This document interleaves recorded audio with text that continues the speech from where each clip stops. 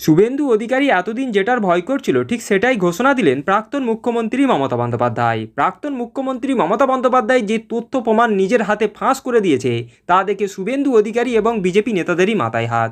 কারণ শুভেন্দু অধিকারী এবং বিজেপি নেতারা ভাবতে পারেনি যে প্রাক্তন মুখ্যমন্ত্রী মমতা বন্দ্যোপাধ্যায় এত বড় তথ্য প্রমাণ ফাঁস করে দেবে। তো চলুন এই প্রাক্তন মুখ্যমন্ত্রী মমতা বন্দ্যোপাধ্যায়ের এই ভিডিওটি ধৈর্য ধরে শেষ পর্যন্ত দেখুন যে তিনি শুভেন্দু অধিকারী এবং বিজেপি পার্টিকে নিয়ে ঠিক কী প্রমাণ ফাঁস করলো, তাতে বিজেপি এবং শুভেন্দু অধিকারী এখন কত বড় বিপদে পড়ে গেছে। মমতা বন্দ্যোপাধ্যায়ের এই ভিডিওটি ধৈর্য ধরে শেষ পর্যন্ত দেখলেই প্রমাণ পেয়ে যাবেন।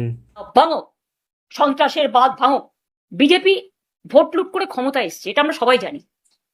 এসআইআর লুট করেছে, ভোট লুট করেছে, কাউন্টিং লুট করেছে, সেন্ট্রাল ফোর্সকে দিয়ে কাউন্টিং সেন্টার দখল করেছে, হাইজ্যাকিং করেছে কাউন্টিং সেন্টার। একদিন তো প্রমাণ হবেই, এবং প্রমাণ আমাদের কাছেও আছে।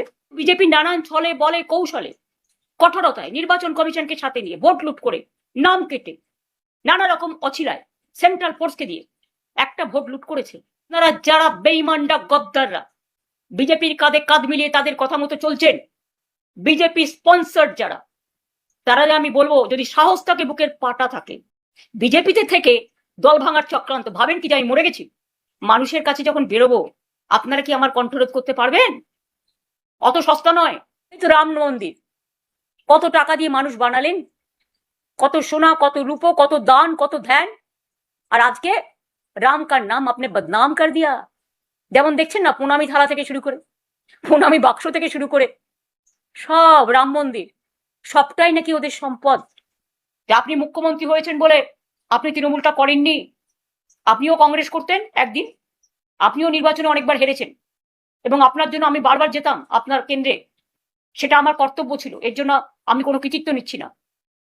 এবং আপনিও প্রায় 10-11 বছর তৃণমূল কংগ্রেসের এমএলএ হিসেবে আপনি মন্ত্রী ছিলেন, কখনো ট্রান্সপোর্ট মিনিস্টার, কখনো ইরিগেশন মিনিস্টার, কখনো 6টা জেলার দায়িত্বে ছিলেন।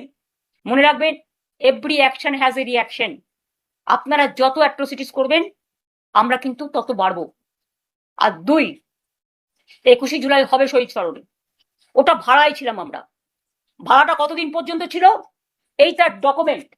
এটা হচ্ছে 2027 সালের অক্টোবর পর্যন্ত অফিসটা আমাদের নেওয়া ছিল।